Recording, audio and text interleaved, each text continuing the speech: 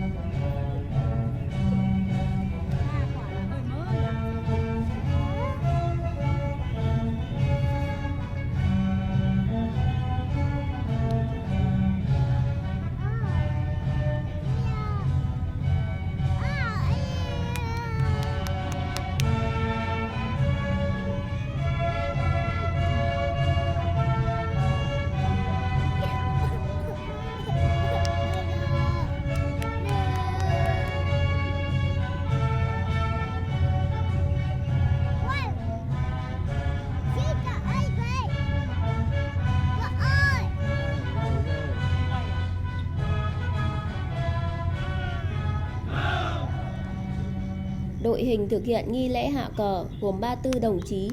khối trưởng và vác quân kỳ là sĩ quan, còn lại 3 đồng chí trong tổ quốc kỳ, 2 đồng chí bảo vệ quân kỳ và 27 đồng chí thành 9 hàng ngang trong khối nghi lễ đều do chiến sĩ đảm nhiệm. Đoàn 34 chiến sĩ tiêu binh mặc sắc phục trắng, tượng trưng cho 34 chiến sĩ đầu tiên của đội Việt Nam tuyên truyền giải phóng quân. Đoàn hạ cờ khởi hành từ phía sau lăng Chủ tịch Hồ Chí Minh. Đoàn đi một vòng ra phía trước lăng theo tiếng nhạc của ca khúc Bác đang cùng chúng cháu hành quân để đến chân cột cờ.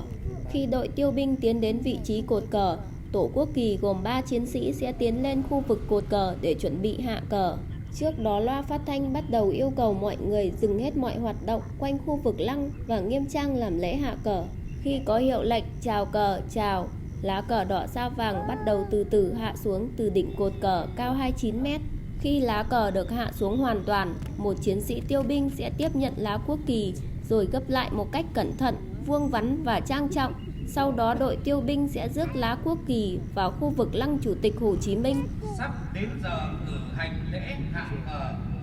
Đề nghị đồng bào trên khu vực quảng trường ngừng mọi hoạt động, đứng tại chỗ, hướng về phía cột cờ để nghi lễ được thực hiện trang trọng.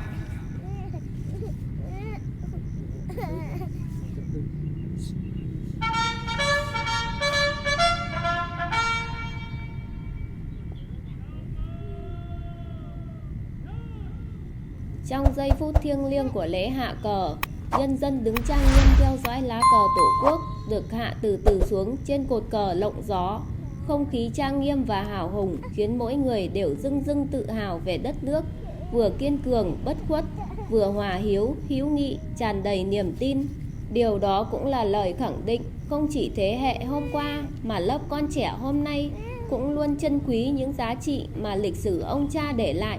bởi đó là mạch nguồn của sự sống, lòng biết ơn và tự hào dân tộc. Hình ảnh lá cờ Tổ quốc tung bay giữa quảng trường Ba Đình lịch sử, nơi 80 năm trước hàng vạn người dân của nước Việt Nam mới nghiêm trang, tự hào lắng nghe Chủ tịch Hồ Chí Minh đọc bản tuyên ngôn độc lập, khai sinh ra nước Việt Nam Dân Chủ Cộng Hòa, nhà nước dân chủ nhân dân đầu tiên ở Đông Nam Á, càng làm nghi lễ thêm ý nghĩa và mang giá trị biểu tượng sâu sắc, đặc biệt là vào những ngày lễ lớn của đất nước như Quốc khánh mùng 2 tháng 9, ngày sinh nhật Bác 19 tháng 5, ngày giải phóng miền Nam thống nhất đất nước 30 tháng 4. Người dân Việt Nam lại càng mong muốn được tham dự lễ thượng cờ và hạ cờ ở quảng trường Ba Đình. Hình ảnh thường thấy là rất đông người dân quần áo chỉnh tề tập trung xung quanh quảng trường, ánh mắt dõi theo lá cờ Tổ quốc từ từ bay lên, gợi nên bao cảm xúc đặc biệt của tỉnh non nước. Không kể thời tiết nắng nóng hay mưa rét, cứ sáng đúng 6 giờ mùa hè, 6 giờ 30 phút mùa đông và 21 giờ tối hàng ngày, lễ thượng cờ và hạ cờ trước Lăng Bác được tiến hành trọng thể. Người dân thủ đô Hà Nội, những ai có dịp đi qua quảng trường Ba Đình trước Lăng Bác vào sáng sớm hay buổi tối, đúng lúc nghi lễ thượng cờ và hạ cờ thực hiện, cũng trang nghiêm thực hiện theo nghi lễ chào cờ và hát quốc ca với cảm xúc tự hào và thiêng liêng. Đội tiêu binh sau khi hoàn thành nhiệm vụ hạ cờ và rước cờ sẽ di chuyển về phía bên phải lăng, vòng qua Lăng Bác, giơ tay chào trang nghiêm và trở về vị trí ban đầu. Nghi lễ hạ cờ kết thúc, để lại trong lòng người xem những cảm xúc sâu lắng về lòng tự hào dân tộc và sự biết ơn đối với những giá trị độc lập, tự do. Lá cờ đỏ sao vàng khi được hạ xuống một cách trang nghiêm chính là lời khẳng định mạnh mẽ về chủ quyền quốc gia và sự toàn vẹn lãnh thổ. Đây là biểu tượng của sự đấu tranh kiên cường, của máu xương hàng triệu người đã ngã xuống để bảo vệ từng tấc đất quê hương. Việc cử hành nghi lễ hạ cờ mỗi ngày là sự thể hiện liên tục và kiên định của Việt Nam về tinh thần độc lập, tự chủ. Không chỉ dừng lại ở ý nghĩa biểu tượng, nghi lễ còn thể hiện sự tiếp nối di sản, tư tưởng và đạo đức Hồ Chí Minh. Hàng ngày hàng trăm người dân và du khách đứng lặng im trong giây phút thiêng liêng ấy, như một hành động gợi nhắc về lý tưởng, lòng yêu nước và khát vọng tự do mà Bác Hồ đã dành trọn đời mình để đấu tranh. Buổi lễ như một nghi thức thiêng liêng kết nối quá khứ hào hùng với hiện tại hòa bình. Từng chuyển động trong nghi lễ đều được thực hiện một cách nghiêm túc, nhằm nhắc nhở mỗi người dân về trọng trách giữ gìn non sông gấm vóc và phát huy niềm tự hào dân tộc trong công cuộc phát triển đất nước. Không gian trang nghiêm của buổi lễ là chất xúc tác mạnh mẽ, đánh thức ý thức cộng đồng trong mỗi người dân, đặc biệt với thế hệ trẻ. Nghi lễ là một bài học thực tế sống động, khơi gợi tinh thần yêu nước và trách nhiệm bảo vệ Tổ quốc. Việc cùng nhau đứng nghiêm, hướng về lá quốc kỳ và lặng lẽ theo dõi lễ hạ cờ là hành động thể hiện sự đồng lòng và gắn kết của người Việt trong mọi thời điểm.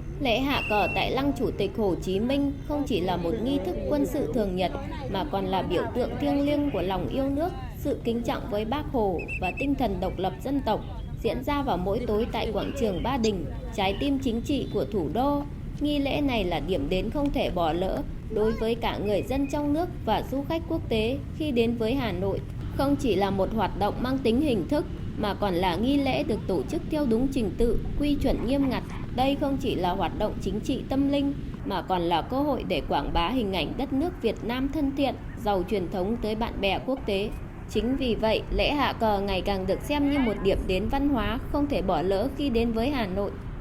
Hơn 20 năm qua, lễ thượng cờ và hạ cờ ở quảng trường Ba Đình là một nét đẹp văn hóa truyền thống của người Việt Nam, được thực hiện một cách nghiêm túc và trang trọng. Đây cũng là một trong những hoạt động thu hút sự quan tâm của du khách trong và ngoài nước. Vì vậy, nếu có thời gian, bạn hãy thử hòa mình vào không khí trang nghiêm của buổi lễ để thể hiện lòng thành kính, sự biết ơn vô hạn đối với Chủ tịch Hồ Chí Minh vĩ đại.